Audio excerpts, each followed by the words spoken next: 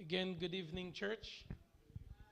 So I'm going to be, since it's mostly for the youth and they mostly speak English, I'm going to be speaking English most of the time. Okay, so our presentation is about Black history and Haiti. You cannot talk about Black and the importance of Black and not talking about Haiti, the importance of Haiti for what Black means in the world. You know, you cannot talk about freedom and not talking about Haiti. It's just impossible, especially in the history of Earth. There is no way you can talk about freedom, talk about blackness, and not talking about Haiti. Haiti is un petit pays, like 27,750 kilomètres carrés. Like North Carolina can be like 9 times Haiti. So you see, Haiti is small, like about 12 million people. North Carolina, again, 10 point something million people. But the importance of Haiti in the world is something you can, ou pas jamais qu'à diminuer l'importance Haiti dans le monde. It's important. Now, if we're talking about one, before I jump into the history, I want to talk about one Haitian American who contributed to Chicago. Now, Jean-Baptiste Point du Sable, his name, he was one of the first permanent residents of Chicago, and he is considered as the founder of Chicago. Jean-Baptiste Point du Sable, he is the son of a Haitian father, an African-born slave mother. Like in 1784, he created several buildings and infrastructure that steadily flourished into major trading center. Now, you see, we're talking about Chicago. Now, you guys know Illinois, the city of Chicago. The founder of Chicago is considered to be Jean-Baptiste Point du Sable, a Haitian man. So it's tout ça pour montrer the contribution of Haitian in this country. Let's dive even further. If we talk about the participation of Haitians in the U.S. war, like 24 years, about 25 years before the independence of Haiti, there were 800 like men, like among them 545 blacks and some mulattoes. They went here, they fight side by side with the soldiers of George Washington. So Haitians participated in the Battle of Savannah in 1779. Among the Haitians who rendered service, qui étaient là, qui étaient groupe gourmet pour nous, c'était André, Beauvais, Rigaud, Villat, Beauregard, Lambert, et puis t'es pile l'autre monde encore inclus Henri Christophe qui lui-même devient the king of Haiti in the 1800s. The Haitian legend was commended by Vicomte de Fontage. You parlez de Fontage, le monsieur Fontage. They saved the Frank-American army from total disaster. You guys know about the history of Haiti. In 1804, we took our independence. We get freedom from the French, not only from the French, but also from Britain and also Spain. Because these three countries, they were the countries that were actually leading in terms of slavery in the world, you know. And January 1st is the day that Haiti proclaimed herself to be free, an independent nation. And it was a bloody battle, but we won. We won. Haiti boldly entered into human history by doing the unthinkable. This little nation. Do you know Haitians? They used to be in the Atlantic Ocean. They used to just stay there and wait for slave boats. Whenever the boats, you know, they used to take slaves from Africa, the continent African, and to get all the way to, let me have this, a map here.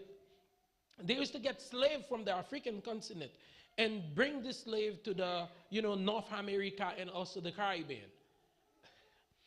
In the Atlantic Ocean, Haitians used to stay there in their boats and wait for slave boats. You know, depuis qu'il y a un bateau qui passe gen esclave là-dedans, prend yo, bat moun sa yo, libérer esclave. You see, they used to be strong. They used to be strong. And that's one of the reasons why Haiti has all the problems that Haiti has, you know, because Haiti represented freedom for the world. Now, if we can look at Haiti's freedom in 5 ways. Haiti has expanded the limits of freedom, and we are reaping the benefits. All black in the world are reaping the benefit of what Haiti did. Now, if you look at if we think about the American Declaration of Independence in 1776, and also the French Declaration of Independence in 1789, they talk about freedom. But they never actually put that freedom that they were talking about into place. But Haiti, in a sense, dictated the world what freedom means. And these Haitian men, they understood the concept of freedom more than all these other people who were claiming human rights. And Haiti challenged conventional understanding of equality, liberty, freedom, and we are all here because of what those Haitian men had done. And the second thing is that the Haitian Revolution was the beginning of the end of the transatlantic slave trade. And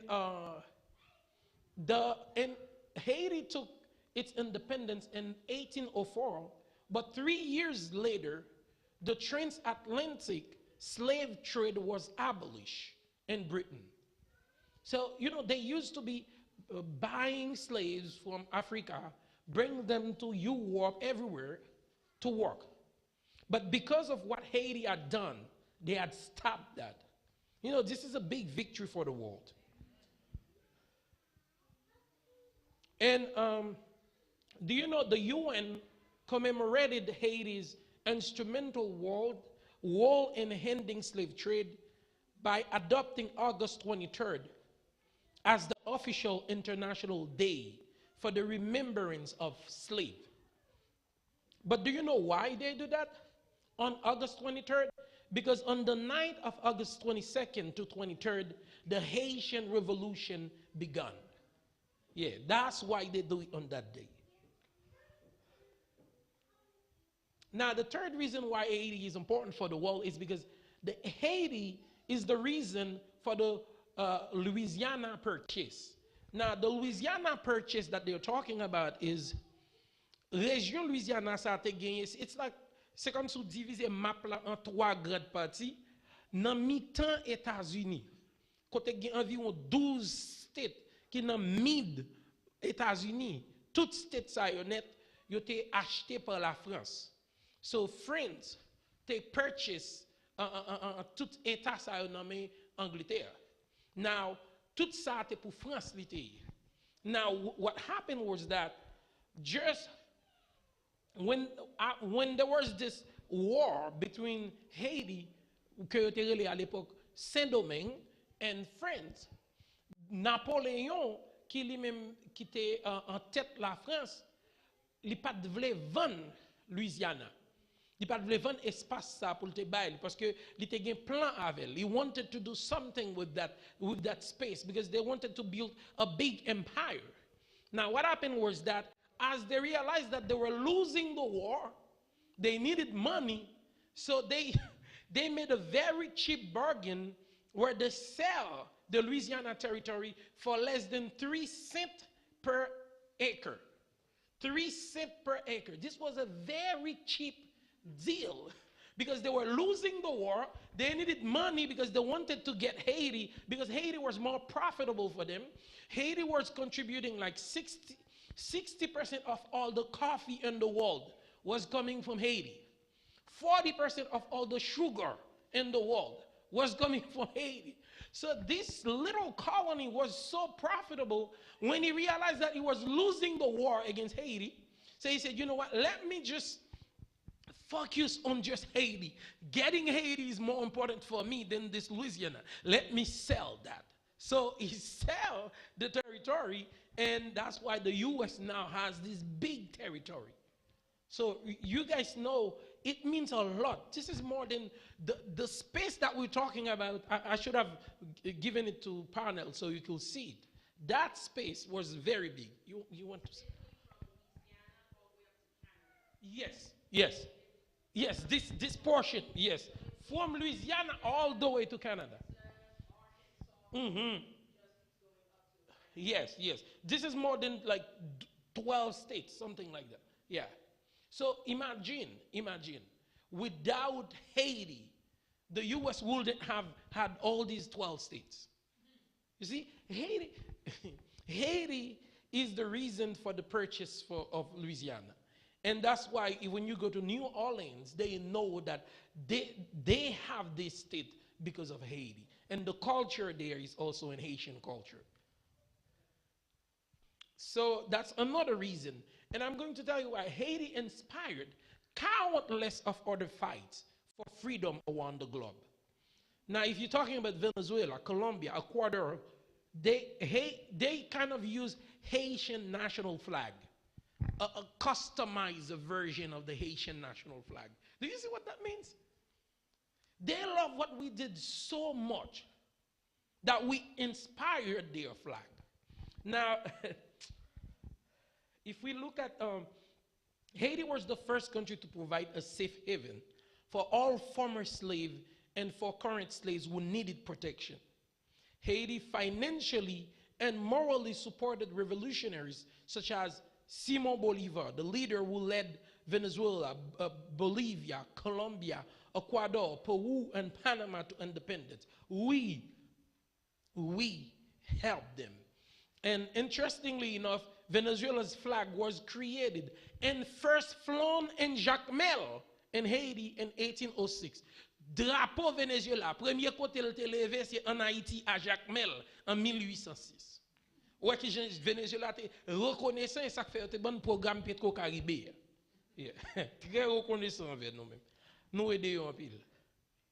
Yes, so if you talk about Venezuela, Colombia, Ecuador, all these countries, we impacted them so much with our history. So Latin America owes so much to Haiti.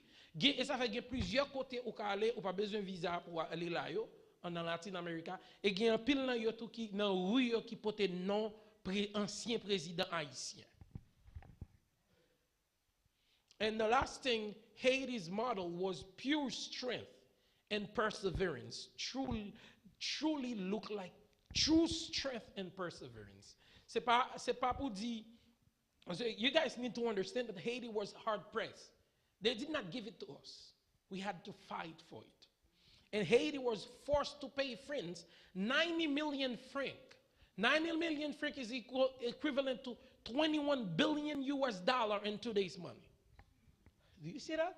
We had to pay them $21 billion so they could accept to recognize us as a legitimate country.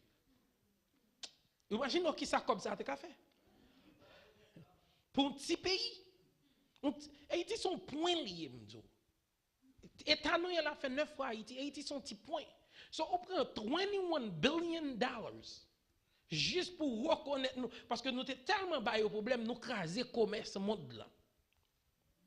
Yo chiton monsieur ça était tellement vinn senti yo c'est yo bay problème yo chiton côté y a libéré esclave depuis un esclave qui dans bateau pour l'autre côté haïtien libéré yo. Haïtien t'a bay liberté, symbole liberté partout dans le monde. Et of course. Et ça fait petit groupe monsieur ça yo rend yo compte tout que sous besoin toujours kembe différence ça gain de classe entre blanc avec blanc petit groupe monsieur ça faut faire attention avec eux parce que l'encens yo question freedom dans l'encens yo.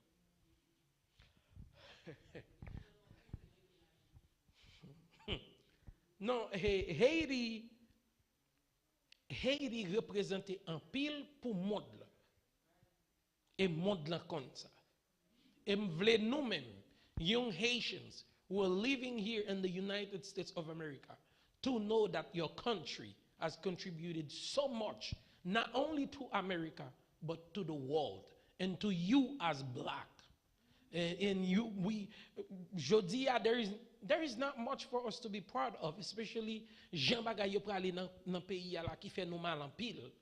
But we need to know that almost all of what we see right now in Haiti has been manufactured, has been prepared for it to be the way it is. You know, it has been a big and systematic fight against this country because of what this country represents for black, because of what this country represents for strength, for freedom. You cannot separate these two words, freedom and Haiti. They go together. Thank you.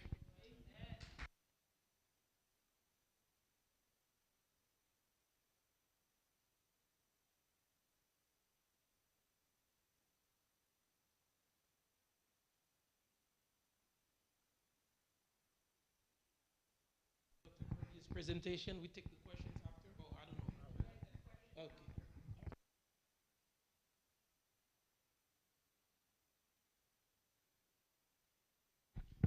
I don't know about you, but I'm proud to be Haitian, Brother Douglas. We have the best history ever. And I don't think they could suppress that history forever. They tried. As Dr. Douglas was talking, I was thinking how in the 80s, one of the things that they accused us of, this was during boat people, immigration, they were saying that we brought AIDS in this country. All kinds of nonsense. But they can't keep doing that. So I think that this story is coming out. So there's a lot of documentaries that are showing that. But when Dr. Douglas presented that, he did it in a way that shows us how powerful the country is, that we were privileged, it's a privilege to carry that blood in our system. For me, I'm just going to talk very briefly about the situation of blacks in prison health, but specifically in the prisons. I don't know if, Panel, do you have the, yeah, it's all the way at the bottom. I just have two slides. Yeah, that's the, yeah, one right before that, I think. Oh yeah, that's the first one, yeah, I'm sorry. Yeah, so just two slides. So, you know, talking about Haiti and our history is more interesting to me personally than prison, you know, why prison? And is there even any health in prison?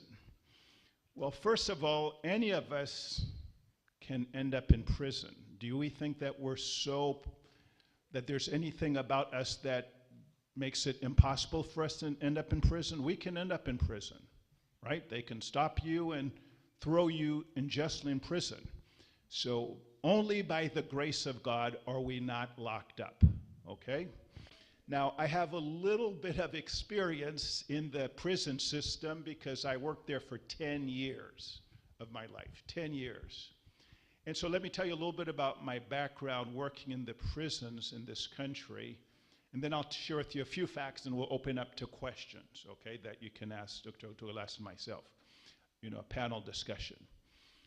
But first of all, I was working in private practice in Alabama.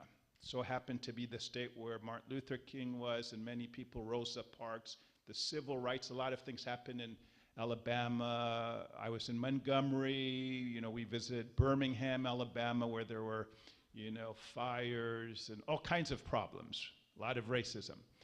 But I happened to work there in private practice, and one day someone asked me, I prayed, I said, God, I feel like I need to change directions besides just working in prison. Besides working in, you know, in the hospital, my clinic, is there anything else I could do? And when I opened up my eyes after praying, I saw a little note that said, would you like to work in the prison system? As I opened up my eyes, I saw this little pamphlet on my desk. I don't know how it got there, but I always wanted to do something in the prison system, always. So when I saw that, I said, yes. So they said, if you're interested, call this number. I said, who's going to answer me? But, you know, it's there. I don't know how the pamphlet got there in the first place, so I called this number, and my first shock was someone answered that call. Second shock, it was a doctor. Third shock, they said, come on over, we'll hire you to work. Instantly, boom. I said, wow, God has a plan for me. So first of all, I said, hey, do you want me to come over right now? I just called this. I saw this number. They said, no, come right now. So Yantai and I, were you there, Yantai? We just got up and went there. And so we saw this doctor named Dr. McQueen, and she said, would you like to work as a doctor in this prison? I said, sure, I've always been interested in this. And she says, you get to start. I said, when? She says, now. I said, okay, that's not bad. So to make a long story short, you know, I started to work in the system. One of the hardest things I ever did, but this was in Alabama. I started out working as a regular physician in four prisons in Alabama, taking care of over 4,000 inmates that were locked up, many of them black, perhaps most of them black. Yes, there were whites, Chinese, different people, but by the majority were definitely black. And my job was to provide health. I'll tell you, in that experience in Alabama, miracles happened through my hands. Not me, but through me. I was able to do eye surgery, and I'm not an eye surgeon. I'll talk to you about how they use blacks in prison. So the kind of jobs they did, their fingers could be cut off. I did plastic surgery on their hands. A little violent, stabbings, so I would suture people up. If it was too critical, send them to the hospital, but we try to have a hospital right in the prison. A lot of things happened. Then after 2 weeks, the medical director, a physician who had been there after 2 weeks, he says, I'm leaving this job. You can take it. I said, take what? He says, be the medical director of all these people. I said, I don't even know my job as a... They said, no, I'm leaving this. I've been here for a while. You're it. I said, well, praise God, I'll do my best. So I became the medical director. I was in charge of making decisions for these 4,000 prisoners. Just when I started to get my bearing and trying to learn the ropes, a doctor said, one of the higher ups, hey, do you want to be the regional medical director for several states in America? I said, I'm still learning this little job here, and it was a big job in Alabama. He says, yeah, but it's time to move up. I said, well, I'm not ready. She said, so what? You still need to move up? We think you're ready. I said, okay. I said, what am I going to do? She said, the first thing you're going to do is you have to move. I said, where to? We're settling in Alabama. I says, you have to move to Tennessee, Nashville.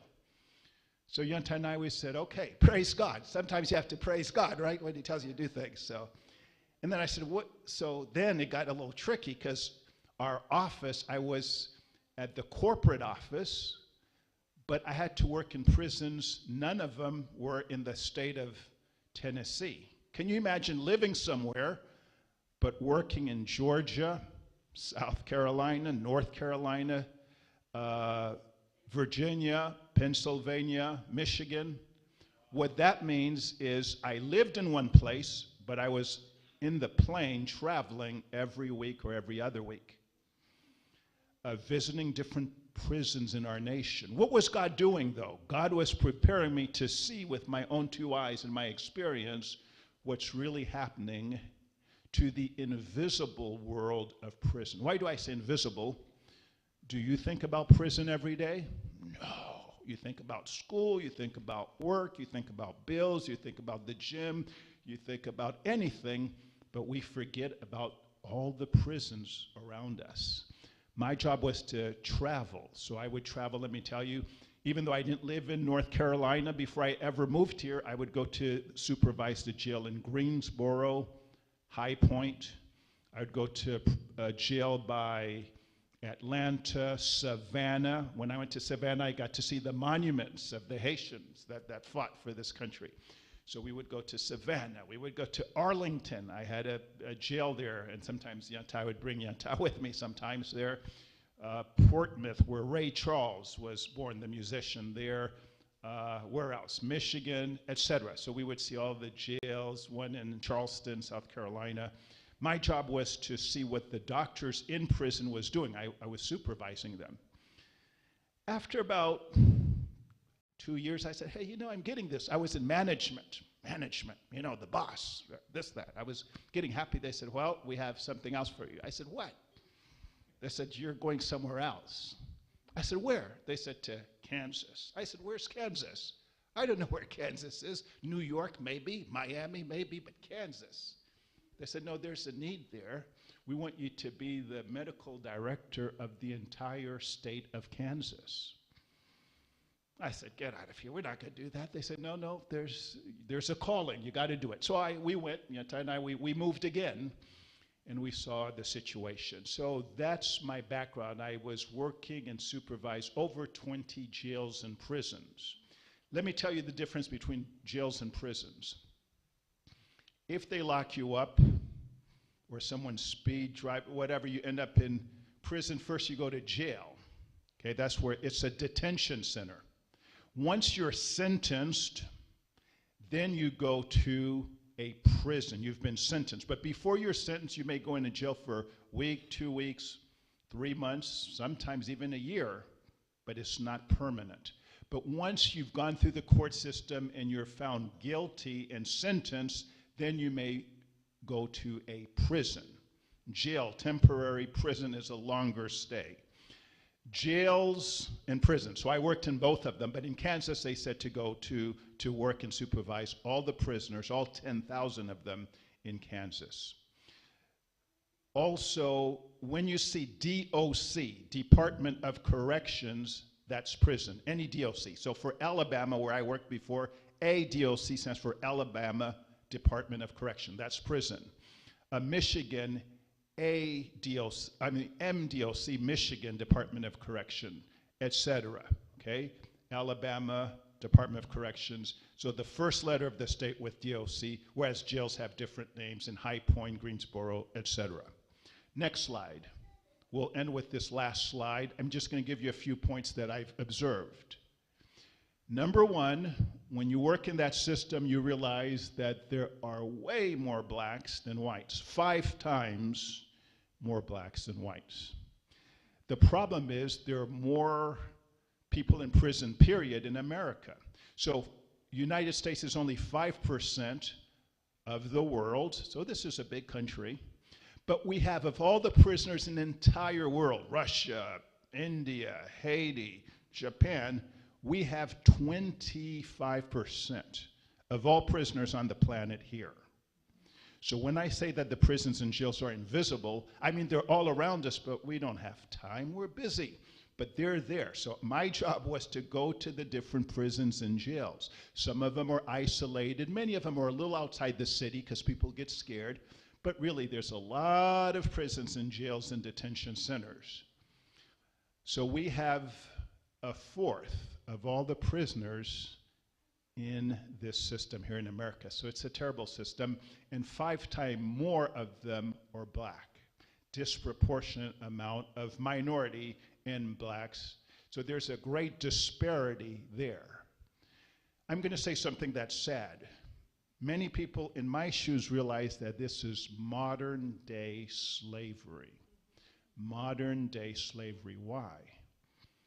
Economy. Just like Haiti was very prosperous for France with sugar, coffee, right? Black slaves here in America really was helping the industry in the southern states, etc. And when slavery was abolished, do you think people were happy? No. They say, okay, you're no longer slaves according to the law and the Constitution, but we can make you slaves in a different way. What am I talking about? Well, I'm talking about the Constitution.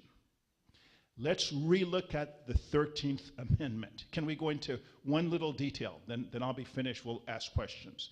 The 13th Amendment. I'm going to read to you the 13th Amendment to the Constitution. Here's what it says. Neither slavery nor involuntary servitude. You know, all these people, once you're free, you're free. So abolishment of slavery, except, here's the exception, the loophole, except as a punishment for crime whereof the party shall be duly convicted. Are you following me? following the amendment to the Constitution, shall exist within the United States or any place subject to their jurisdiction, meaning you have protection. You're not a slave anymore. Black or whatever, you're free, except if you're found to be a criminal.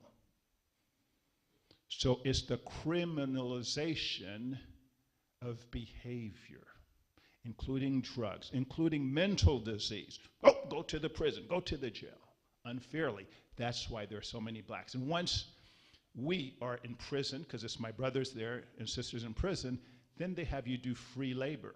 Free.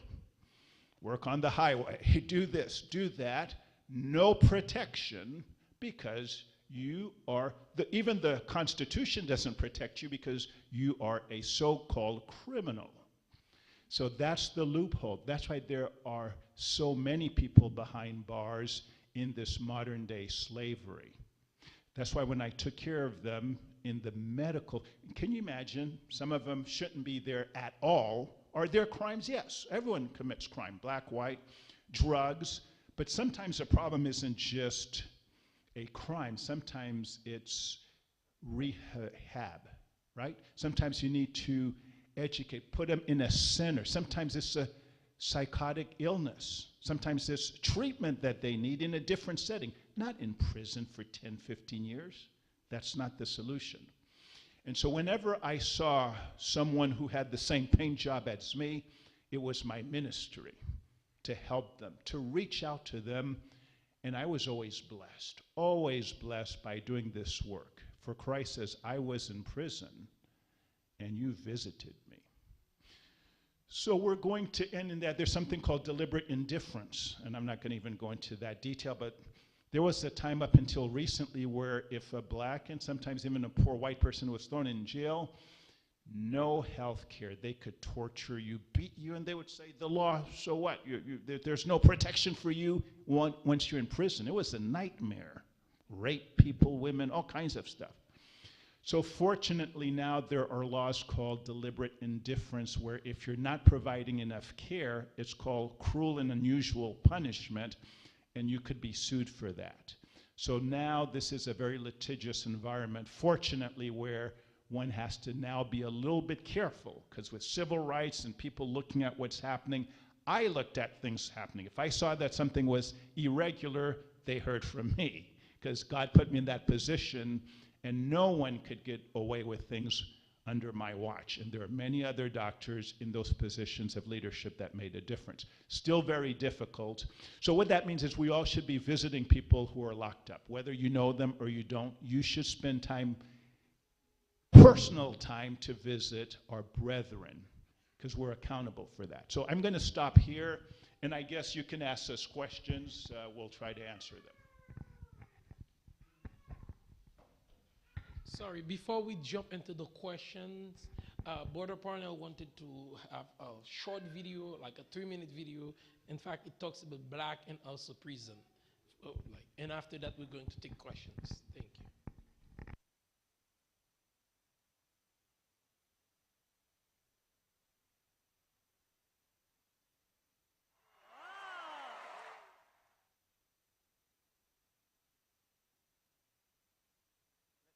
Name, please, sir. My name is Archie Williams. Then where are you from, Archie? I'm from Louisiana. Louisiana. Right, let's get to know you first of all, Archie, a little bit. Okay.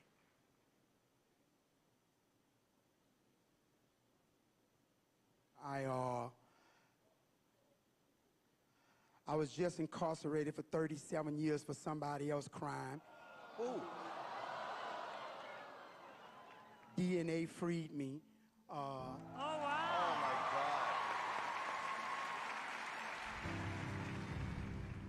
God. On the morning of December the 9th of 1982, a 30-year-old white woman was raped and stabbed in her home. I was arrested on January the 4th. I couldn't believe it was really happening. I knew I was innocent. I didn't commit a crime. But being a poor black kid, I didn't have the economic ability to fight the state of Louisiana. At the trial, none of the fingerprints at the scene matched mine. 3 people testified that I was at home. but they wanted somebody to pay. I was sentenced to life in 80 years without the possibility of parole or probation. I was sent to Angola State Penitentiary. It was classified as the bloodiest prison in the United States. You had a choice to either be strong or weak, you know, because you will be tried and tested. Days turned into weeks, into months, into years, and into decades. It's like a nightmare, you know. 37 years. How did you get through? Freedom is of the mind. Yes. I went to prison, but I never let my mind go to prison.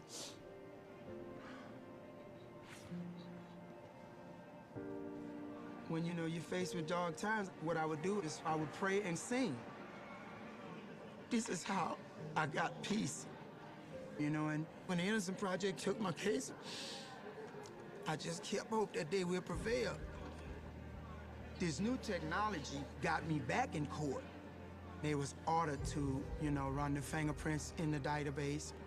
Within hours, they matched the prints to a serial rapist. After 37 years, I was released on March the 21st, 2019. How does it feel right now to be out, to be vindicated? Man, it's a feeling I'm still trying to grab. I'm still trying to digest the freedom that I have right now. I watched America Got Talent in prison, and I would visualize myself being there. I always desired to be on a stage like this, and now I'm here. Thank God. I know it's my chance of a lifetime.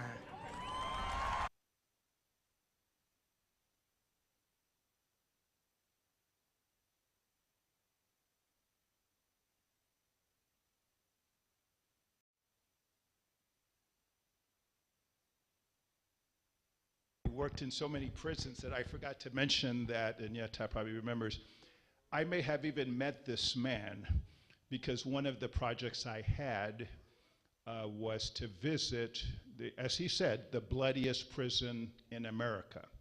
So in my position of traveling throughout the country, of course I went to Angola. And not only that, but they have perhaps, at the time, perhaps the largest number of people on death row. So I visited every one of them. So it's not impossible that I had seen him. Why? Because he said he was there for 30-some years. And I think I visited Angola maybe in 2010 or so like that. So he might have still been there.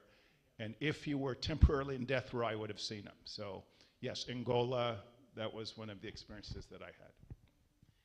Yeah, I just wanted, so that's why sometimes we need to, I don't know, investigate about our brothers and sisters who are in prison and find a way to go and see some people, you know. And recently, me and Brother Parnell and Brother Desire, we went to visit our brother here in prison. And it was a very good experience for me, you know. For the first time I had been to a prison. When I saw him, you know, I was thinking about the scenario in which he was, you know. You cannot see your wife, you cannot see your children, you cannot see your friends, you cannot go out. And this guy has been in the prison for 37 years for a crime he has not committed. You guys imagine that? Yeah, Brother Desire want to say something.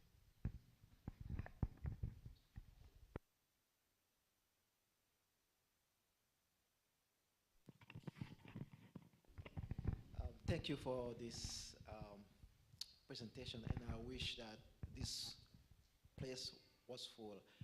And this presentation, that's something that needs to be presented in a, I would say, an arena, or the entire country should be an audience for this. And then it hurts me a lot watching this, not only seeing that guy, 37 years old, 37 years, being innocent. Okay, and being accused of something that you didn't do, you know how it feels. Not to say going to jail, to prison for a generation.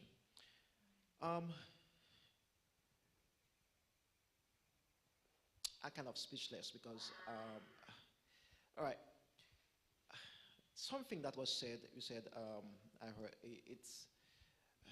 I think it is, I know it's another form of slavery, okay? And to me, I think it's a conspiracy to keep really our kind being subservient or second class. And then I know they have the solution. It's really mind-boggling to have like 25% of the prison population right here in a country where you have only 270 million people. Okay, it's really disproportionate, and something is fundamentally wrong. That's why I said it's a conspiracy. And then to me, the fact that the prison system, it's mostly funded by private money, it's even, I would say, it's criminal. It's really satanic, to say the least. Okay, my question is, all right, what's the fundamental problem of this? Where you think the problem comes from? Not to say too much about it. Okay. It's a very complex question.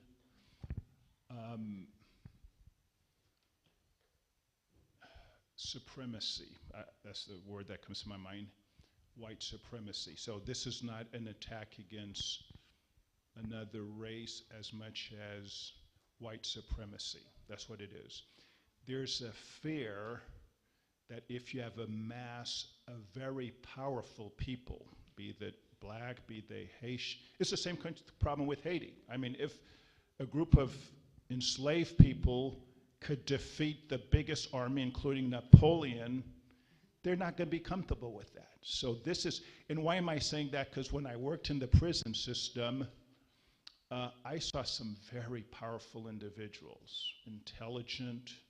The best musicians that I saw were in prison, artists, accountants, business-minded people. Some of them ended up in drugs, yes, but very smart.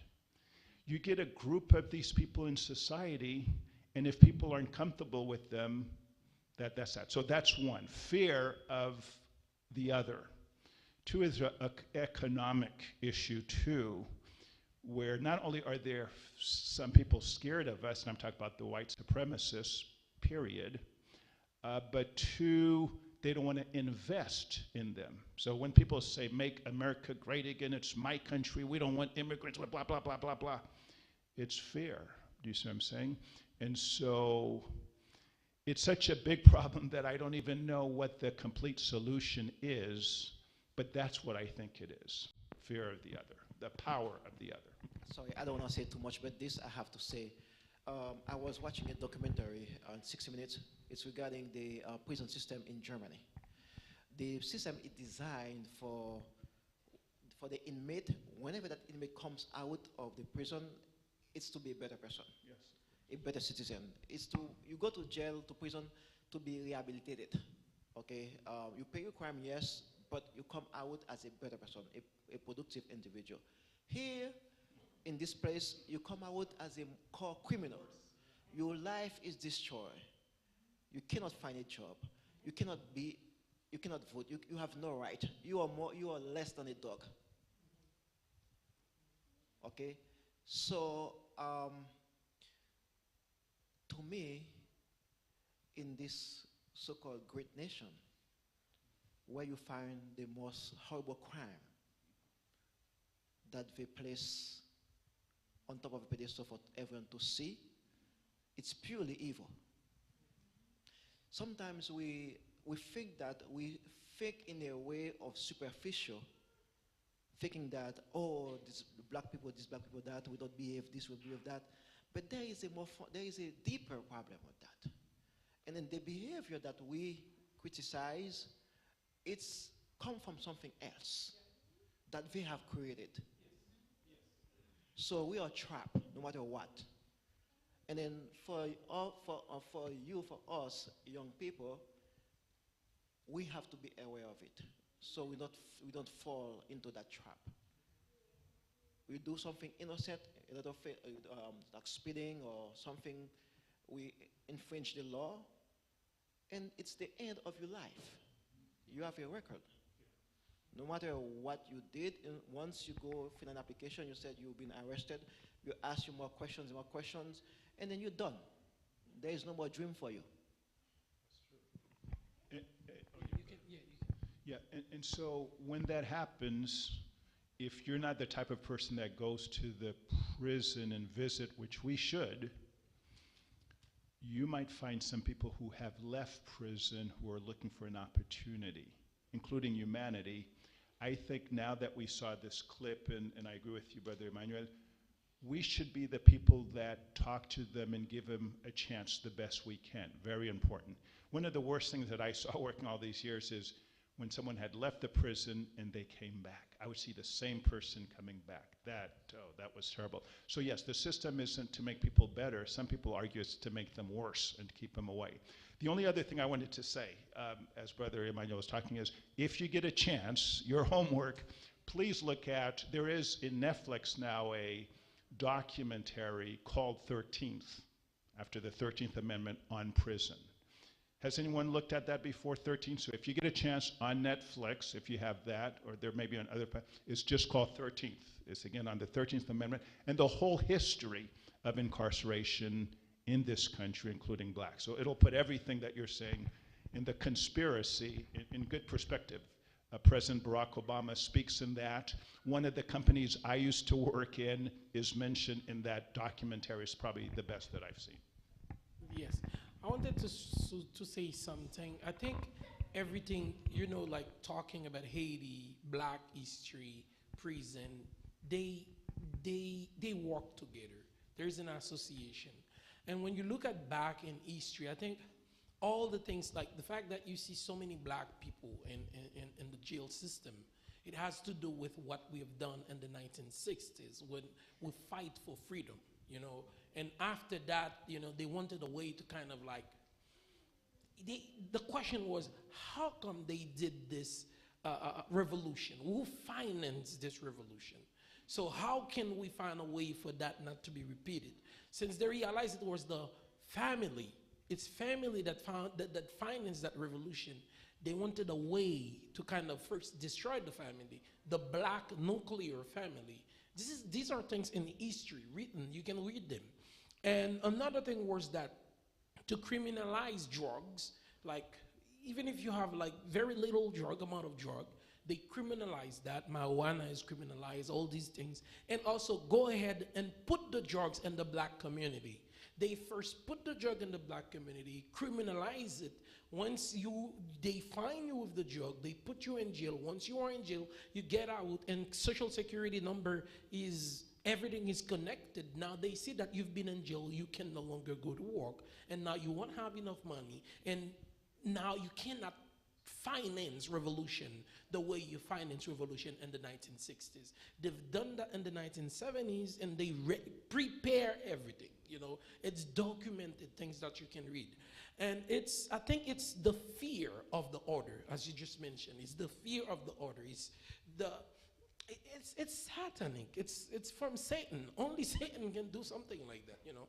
And that's why you see a country of 330 million people, the richest country on earth, yet you have that many people in prison and slavery in your system.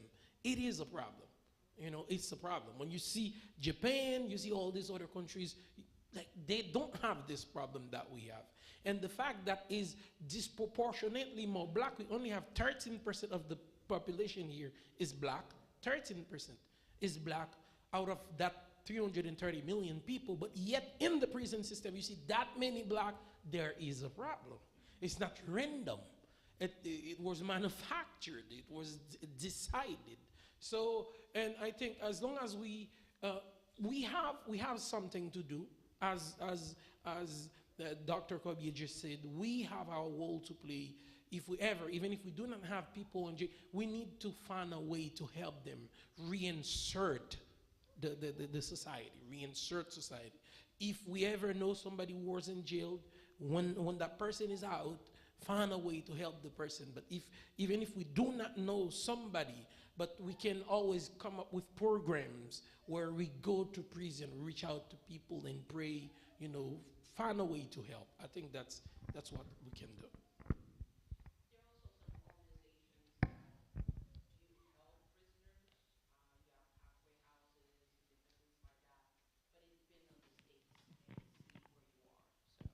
That's a good point. Some people are scared to go into the jails and prisons, but yes, the halfway houses, these are transitions. It's called reentry, progressive entry into society.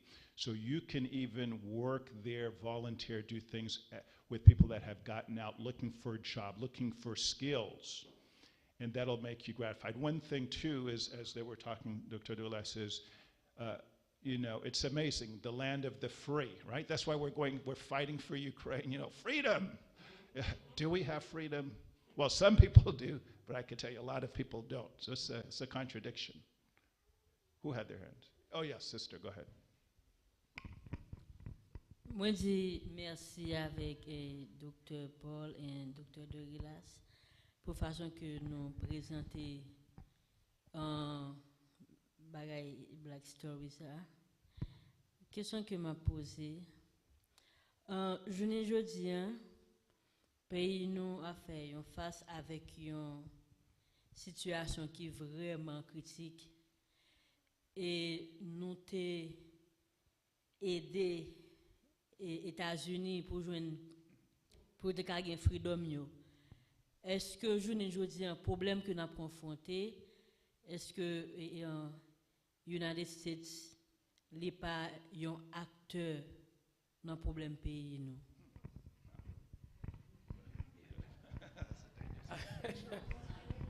Ok. Si nous regardons effectivement, ok, nous dans l'Amérique, là, Haïti dans le Caraïbe, là, tout près là, mais États-Unis, une heure et demie de nous, ok. Oui, en quelque sorte, pour deux raisons. Première raison, 3 ou 4 ou 5, 10 raisons, ok? Bon, m'a juste bon deux. 1. De 1915 jusqu'à 1934, c'était une occupation américaine. Les messieurs ça rentré en Haïti, à l'époque, c'était l'or qui était back par dollar américain, qui était main monnaie qui était servi. Ils rentré dans Banque centrale d'Haïti, ramassé depuis c'est l'or que nous avons gagné, toute bagaille net, ok? Prends, pillé un petit pays qui était déjà pillé déjà par la France, qui était déjà pillé déjà par l'Espagne, qui était déjà pillé déjà par l'Angleterre. Est-ce que ça me dit là? Donc, déjà, ça son premier acte de vol, ok? Et puis, pendant 19 ans, ça, recoloniser, détruire, etc. Donc, ça son première forme d'exploitation que nous connaissons qui dans l'histoire. 2. La participation active dans les élections et dans les décisions haïtiennes. Ça a encore une fait États-Unis coupable. C'est les États-Unis qui décident qui est-ce qu'a président en Haïti, pas même le peuple. Donc, ça encore montre effectivement qu'il est coupable. Troisième bagaille encore, le fait même que les États-Unis, c'est la police du monde, vous parlez de la police du monde, quel que soit pays qui gagne, les États-Unis presque gagnent et armé tout autour, et les États-Unis a aidé, il fait que ça bail $100 billion, $100 billion pour aider l'Ukraine qui est en guerre. Même moi-même, moi, j'étais dans le document ça, un document DSNCRP, document national pour la réduction de la pauvreté en Haïti, qui écrit, document ça a été fort qu'on est à l'époque, en 2017, nous avons besoin de $4 billion pour éliminer la pauvreté en Haïti. Ou besoin seulement $4 billion. États-Unis me disent, ça dépenser $100 billion pour l'Ukraine là en guerre. Donc, si plus grand pays dans le monde là, à qui nous t'ai aidé prendre l'indépendance, t'es une volonté pour réduire la pauvreté ou même éliminer la pauvreté là, nous t'ai fait ça. Vous comprenez? Donc c'est pour répondre à la question. Oui, et tu as pensé même à l'assassinat de Jovenel Moïse. Nous gagnons ambassade en Haïti, Amérique, tout ça. pas ouais une présence américaine aucune. Donc oui, je suis d'accord avec le docteur. Si vous avez fait un bagage, vous avez fait. Et la drogue, on a parlé de gang, tout ça, mais d'où viennent tous ces armements, ceci, cela, à travers ce domaine? Donc, je ne peux pas dire ça, mais il y a l'autre intérêt tout. Comme le docteur Doyle a dit, il voulait positionner les gens qui ont élu. Ce n'est pas le peuple qui a élu les gens, c'est les États-Unis pour propre intérêt par eux. Malheureusement, ça c'est très dommage. Oui, pour panel.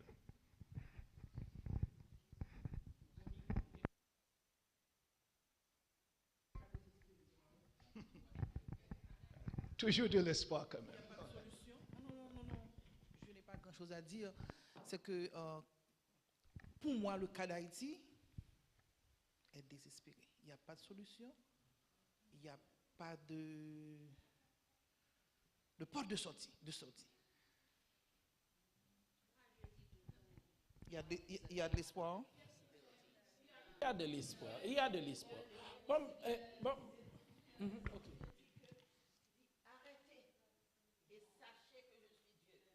Mais qu'est-ce qu'on fait?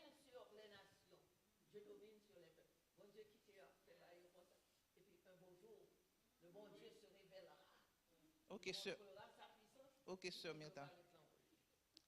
Myrta.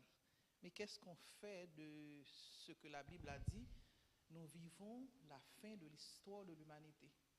Est-ce que le cas d'Haïti n'entre pas dans le cadre des prophéties bibliques?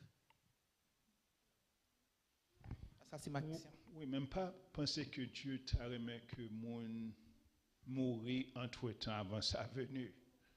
Vous comprenez donc, je crois que oui, il y a la prophétie, mais en même temps, what can we do?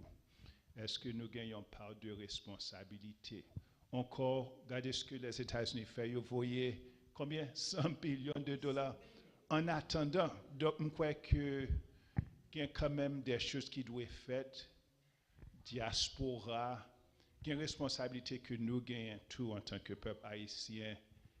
Nous devons être un peu plus unis entre nous et faire programme. Nous ne devons pas trop dépendre de l'autre monde qui n'a pas intérêt nous dans tête. Vous comprenez? Canada, France, les mêmes personnes qui volent toute bagaille, ce n'est pas eux qui aident nous. Donc nous devons organiser entre nous avec l'aide de Dieu. Mais quand même si nous l'entendons la fin, quoi que il y a des bagages qui sont tellement urgents que nous devons organiser. Premièrement, nous devons comprendre la situation et nous devons faire au moins quelque chose ensemble. Unis-nous. Parce que toujours il y a espoir. Ça, nous devons partir sous base ça, aussi longtemps que la vie, il y a espoir. Et je pense que le problème Haïti, côté le vin un gens difficile, c'est parce que même du point de vue spirituel, nous marrer pour pied nous. Donc Dieu pas mettre grâce sous grâce, son même toujours dit ici. Et que yon bagay haïtien fait plus dans la caille nous, the average person en Haïti, li gon ti mouchoir rouge dans poche li tout viré tourner kaougan, jeune ti fi kaougan pour nèg, ti garçon kaougan pour sécurité. Tout le monde pral travailler dans l'état ou besoin de protection, mon nan besoin rentrer dans maçon, mon entrer dans ceci, mon entrer dans cela. Gen trop spiritual prostitution, gen trop spiritual pollution, gen trop ti bagay nan kafou, gen trop tout bagay sa yo vinn marrer les mains de Dieu pour l'intervenir pour ou. Sou li Esaïe 34. De pour fin li Esaïe 34 ou doit Haïti. Bonne mission l'enrive la ka nous en li Esaïe 34 pour ka Haïti.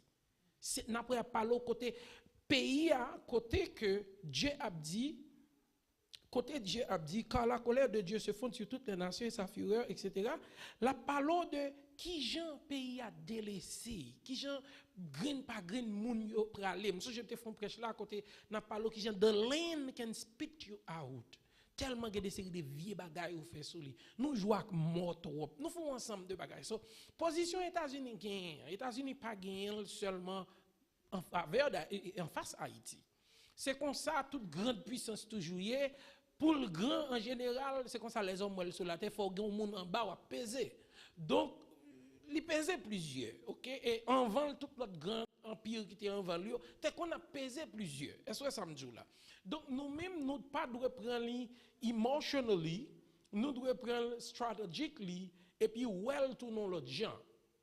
Nous-mêmes, qui ça nous devons faire en tant que peuple pour nous éviter ce genre de bagages? Il y a l'autre peuple qui combat face avec grande puissance. Ça.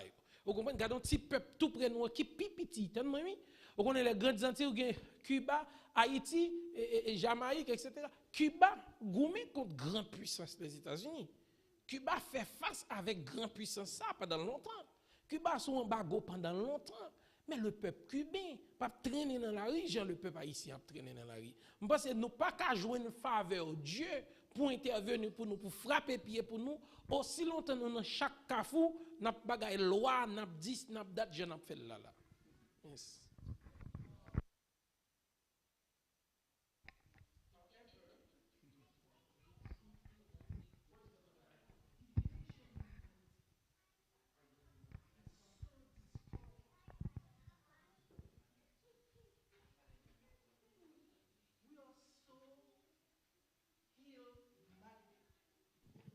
Ill-minded, I'm sorry.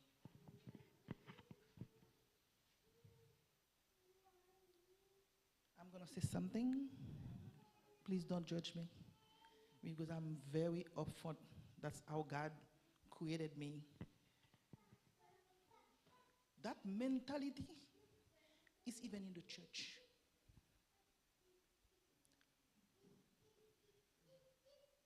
We don't like each other. You don't like me because I am a certain way. We cannot communicate properly, effectively. We have so many issues. That's why sometimes when I'm really, really deeply thinking about it, I don't see hope. Imagine Jesus Christ himself cannot change or transform the way we think, the way we do things among each other, the way we relate to each other. How we're going to change? We need transformation here first, individually, then collectively. I don't see hope. That's my opinion. Thank you.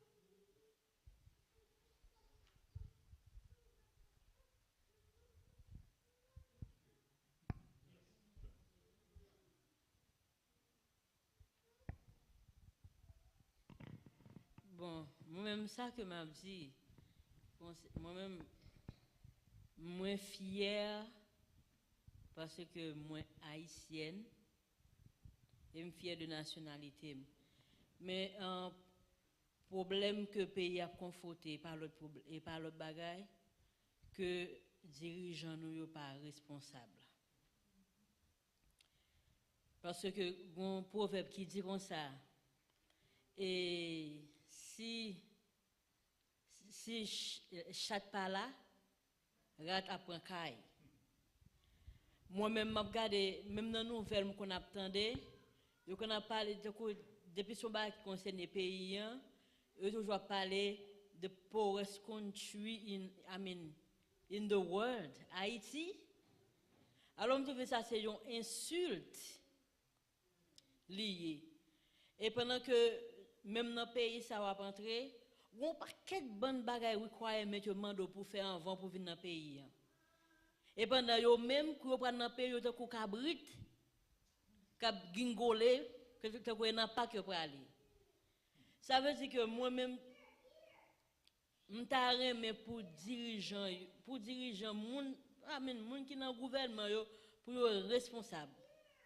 Pour ne pas laisser n'importe nation apporter dans le pays, n'importe comment comme ça. Ça veut dire que tout bagaille a un principe. Je suppose make sure que yo établi principe pays comme un pays qui est indépendant. Oui, leadership très très important too. Very true. M'd'arrêter dit avant, excusez-moi. Vous connaissez, ok. Ouais, on prend exemple moi comme si prend une figure pour m'expliquer un bagage parce que les causes ça le plus rester dans tête monde. Sous par exemple virus VIH sida, right? Ou pour exemple comme ça juste pour me faire passer un point. Le monde gen sida quelque temps après on vient voir monde a tousser, monde gen diarrhée, monde gen tout type de maladie.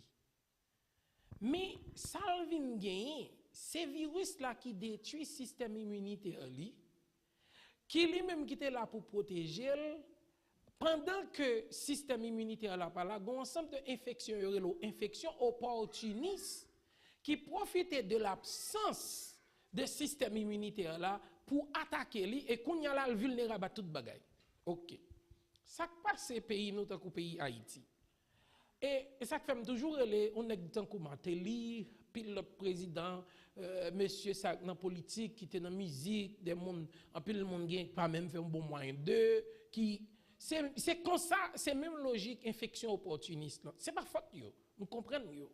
Parce que politique ou bien économie ou bien bah ça yo, il pas marcher avec sentiment, il marche ensemble avec mécanisme, système en place, structure. Amérique qualité problème Amérique gagne. Si Amérique pas de structure solide, Amérique t'écrasé déjà. Question problème race t'a écrasé Amérique, mais il t'a gagné une fondation solide sur laquelle le pays a été construit et fondation ça c'est lui même qui jusqu'à présent fait un ensemble de bagages. Donc mode type d'infection opportuniste ça yo, moi même les monsieur ça yo, ou pas facile joindre ni comme ça ici. Donc, il y a une absence d'un système qui fait que tout ça qu'a fait là, il a fait. Et il a continué à faire aussi longtemps que pas un système qui est établi, qui doit commencer d'abord par la justice. Parce que même dans la Bible, le royaume de Dieu, le sur la justice, elle est quittée. Tout système qui besoin commencer, il doit baser d'abord sur la justice. Et puis, il doit avoir un bras de renforcement, d'enforcement de la justice, qui c'est la police, qui doit faire passer et faire respecter les lois. Moun doit commencer à respecter moun. En Haïti, sous monte aux machines, moun pilote. Ou dit mais monsieur, moun n'a joué oui. Faut ou ta des machine pas comment faut dans machine ou pas vle pour moun pilote. Donc nous avons un problème de remer moun, nous avons un problème de comprendre côté liberté me commencer, c'est la pauvre fin. Nous avons un ensemble de problèmes, OK? Mais il est toujours possible aussi longtemps que la vie, il y a espoir. Et le fait même que un ensemble de monde qui a quitté le pays a commencé à gagner room tout, il y a des de bagages qui pour faire. Commencer à gagner room. Mais il doit commencer par une volonté manifeste, comprendre effectivement qui sont ce problème, mettre en structure et puis pour remettre les bagages en place. Toujours gagner espoir. Une autre question. Il y a deux interventions.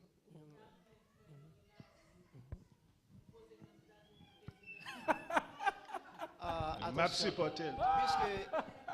Puisque c'est madame moi qui dit lui, moi je me dis que nous on faire de laisse pas mourir. Et très important et ce Noisette dit que pas d'espoir pour Haïti et quoique d'accord que c'est bon Dieu qui est dernier mot. Mais humainement parlant, où est que Haïti est coincé dans tout corner? Everywhere Haïti is cornered. Premièrement, nous avons un problème fondamental. En 1904, nous prenons l'indépendance, non? En 1806, nous tuons le leader, non? OK? Less than 10 years later, le pays a divisé en deux parties. Nous avons un problème couleur, nous avons un problème black, nous avons un problème préjugé, nous avons un problème mulâtre. Et quand le pays a besoin d'avancer, toujours un problème de notre nation qui vient. Attention, attendez bien, étrangers qui quittent le pays pour pauvreté, ils viennent la caillou parce qu'ils ont un peu clair, ils viennent tourner élite la caillou. Alors que même petit pays, ou condamné pour être en bas. Attendez, oui, ce n'est pas étranger de côté, non, qui mette sous tête ou même qui mette sous tête à cause de système, à cause de gens que ou pas apprécier ou pas ou ou pas réclamer, on peut dire que indépendance côté prend. Regardez Haïti Kounia. Qui est-ce qui met Haïti? Qu'est-ce que ça dirige Haïti? Ou pas faut dire que les gens qui dans tête pays qui plus grand nègre c'est haïtien, il pas haïtien. Étranger, les comptes fait venir ici, il finit avec 2 mains, 2 pieds. Et il m'a fait la loi. Le problème que nous gagnons, on a parlé de dirigeants. Nous disons tout à l'heure que tout dirigeant que c'est américain qui mettait.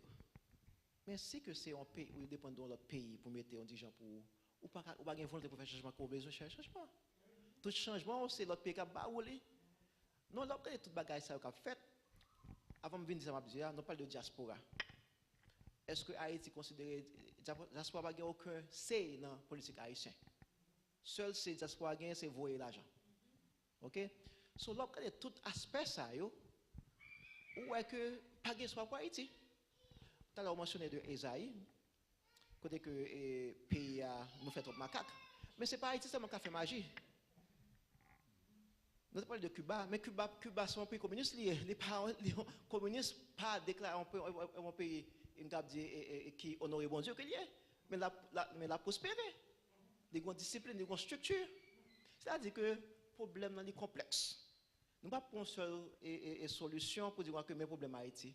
Il est complexe, c'est tellement complexe que on peut dire que c'est bon Dieu seulement qui a un mot avec lui. Dernier m'a dit frère de Rilas, que soit ça gagnant, pas dans la politique, please. Yo va me vle di, ba connait si docteur Kobi Gomba li vle ajouter, yo va me vle di c'est que et premier grain point au cité là, c'est source presque tout problème non. Et toujours sur même question fier de l'homme, toujours sur même question race là parce que leur indépendance non parce que faut pas oublier nous t'es un ensemble d'esclaves qui quittent en 1503 qui quittent un ensemble de pays en Afrique et puis yo mène yo vini dans colonie vinn travailler.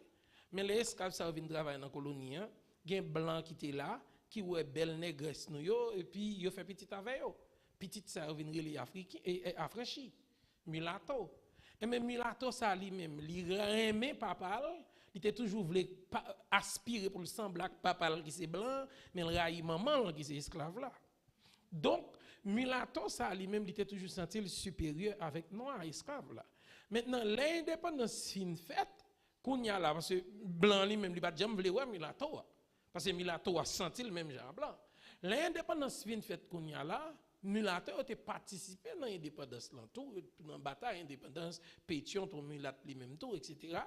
Donc ou vinn gagner indépendance en 1804 2 ans après 1er janvier 1806 une bataille pété à Sibère 12 km de Port-au-Prince et bataille ça pour pété pour diviser pays et c'est pour même raison ça toujours jusqu'à présent pays a dans même bataille ça pays a dans même problème ça groupe monsieur ça a fait mémise sur presque toute bagaille qui dans pays donc toujours même question de race etc. mais contrairement à les États-Unis côté que blanc yo pi plus 61% population jusqu'à 63% population aux États-Unis c'est des blancs 13% c'est des noirs mais en Haïti lui-même population générale net c'est noir mais petit groupe moun sa yo k'ap diriger c'est blanc quand y a étranger ça yo et frère parler c'est dans les années 60 70 gek te gen bolakayo problème qui gen bolakayo Syrie Israël tout l'autre côté yo couri quitter la caillou vini la caille nous là yo vini la caille nous affranchi pour blanc qui était dans pays nous geton wayo blanc yo même vle vinn faire zami ta avec yo ouvert porte bayo etc. avait instauré tout par l'aide des Américains et puis nèg yo vinn rendre yo compte que yo vinn fight pour même gâteau économique là et pas séparer et puis yo vinn tomber dans division quand yo vinn jeune en dans pays 3 groupes monde le peuple qui pi plus qui pi pauvre qui en bas ou joine et puis 2 groupes monsieur ça yo en l'air cap goumé entre yo pas jamais monter pouvoir mais c'est yo toujours gain pouvoir économique non mais yo donc ça vient mettre et pays à non dynamique effectivement comme si côté presque impossible pour pays à sortir parce que les classes dirigeantes pas gain intérêt dans pays donc il vient faire effectivement il vient très difficile et puis avec 2 autres gros monsieur la France États-Unis Canada 3 autres gros monsieur ça yo qui toujours gain main mise sur ensemble de bagages donc il vient difficile vrai et c'est bon Dieu seul vraiment qui est capable de dire un mot pour nous sortir dans bagage ça. Amen. Très bien dit. Faut panel ou te la main ou bien? Oui, Et pour ne pas le finir, Mme Dable dit un mot, tout court. La Bible dit clairement, quand les fondements sont renversés, et juste là, qui ça l'a fait? C'est que Noé, depuis dans l'ancien Israël, lorsque le leader est fort, le peuple est fort. Et depuis le leader est faible, le peuple n'a pas campé sur absolument rien. Et il y a un pile monde parfois qui c'est comme si que Noé, dans l'époque Jésus fait face avec un pile problème social ça yo, que nous-mêmes n'a fait face dans la période que nous vivons là. Nous dans l'époque Jésus, Samaritain yo pas de relation avec Juifs et Jésus vient aboli genre de bagaille ça yo. C'est que dans la condition Haïti, ça que nous sommes capables de dire, c'est pour nous reconnaître que si Haïti révolté permet à ce que tout l'autre monde vienne gagner indépendance, si on quitte Haïti évoluer tout ça, là toujours un modèle pour tout l'autre pays. Eh bien, seulement façon peut-être préparer un modèle, c'est mettre en bas pied et puis faire payer pour ça qu'il fait à tout l'autre monde. Combien de monde peut-être qui était blanc qui remet esclave, est pas vrai? Ils remet voyer aller à gauche à droite, ils ont fait ça et voulu ensemble avec un esclave. C'est que nous ouais Jésus t'es pas de gens de bagaille ça yo. Mais la seule chose que noir ou blanc, riche ou pauvre, c'est pour nous reconnaître que nous avons un sauveur. Et sauveur, c'est Jésus. Et c'est deux bagailles qui ne sont pas capables de changer. C'est Dieu avec le mot changement qui déjà a changé. Toute bagaille capable de changer depuis c'est la volonté de Dieu. Que bon Dieu capable de bénir. Amen. Amen. Merci. Merci.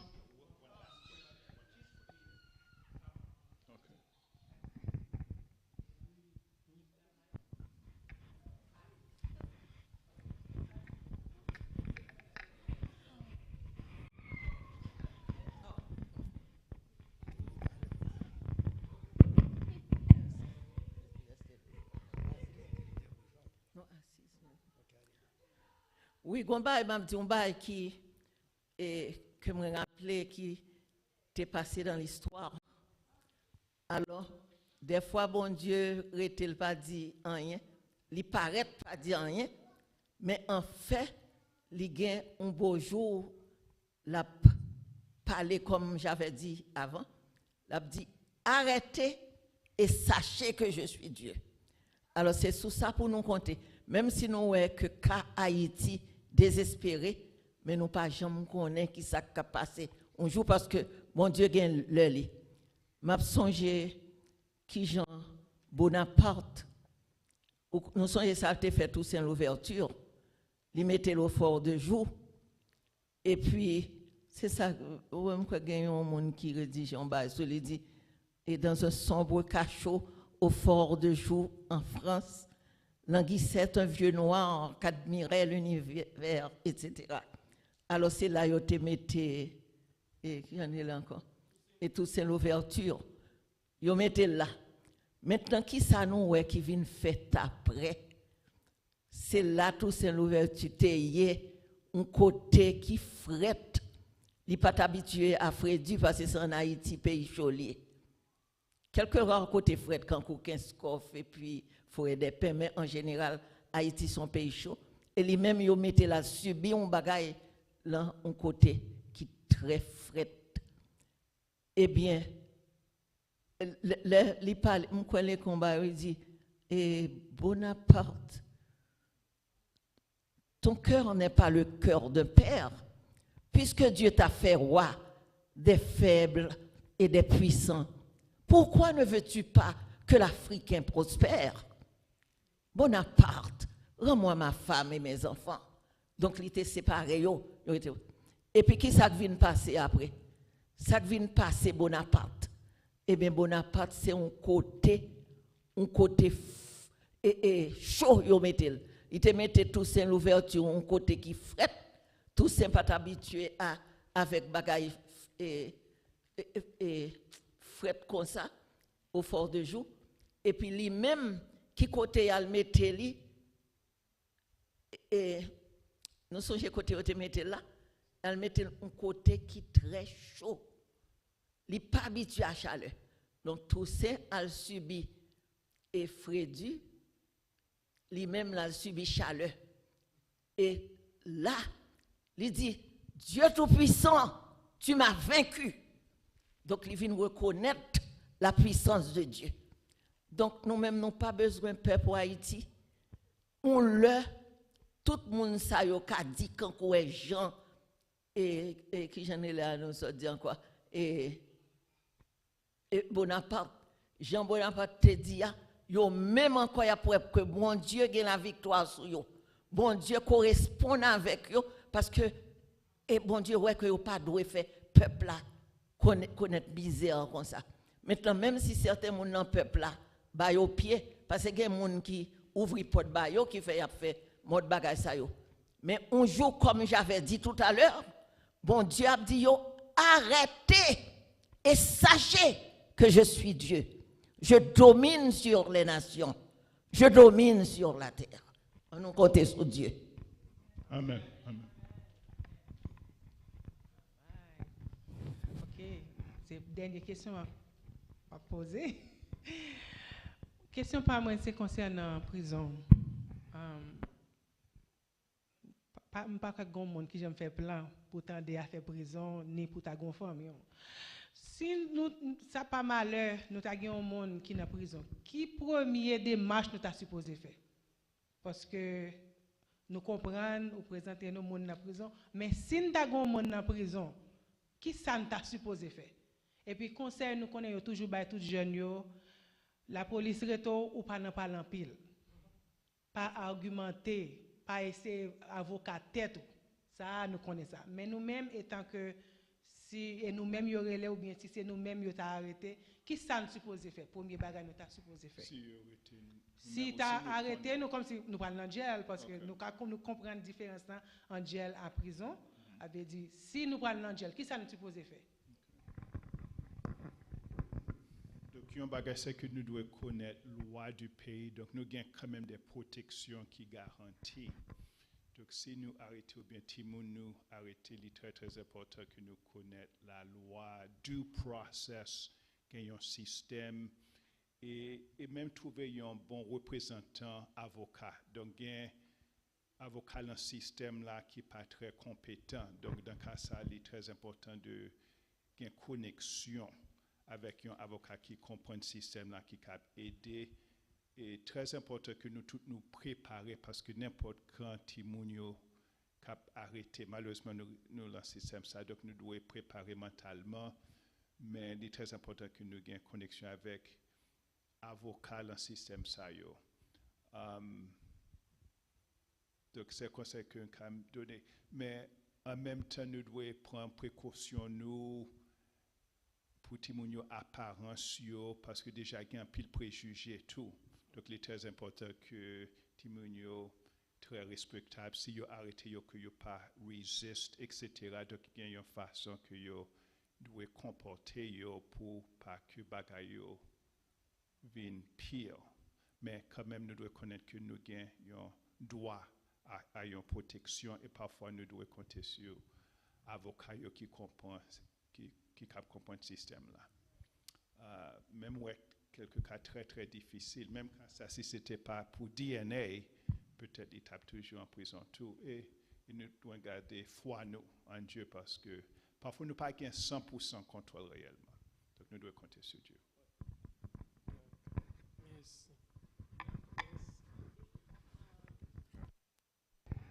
Hello, si nous avons tout le monde qui a commencé avec nous, rejoindre s'il vous plaît. Parce que nous avons un quiz, nous avons quelques gift cards, nous voulons buy. Si pas de monde qui là, nous prenons tout dans la veille. OK. All right.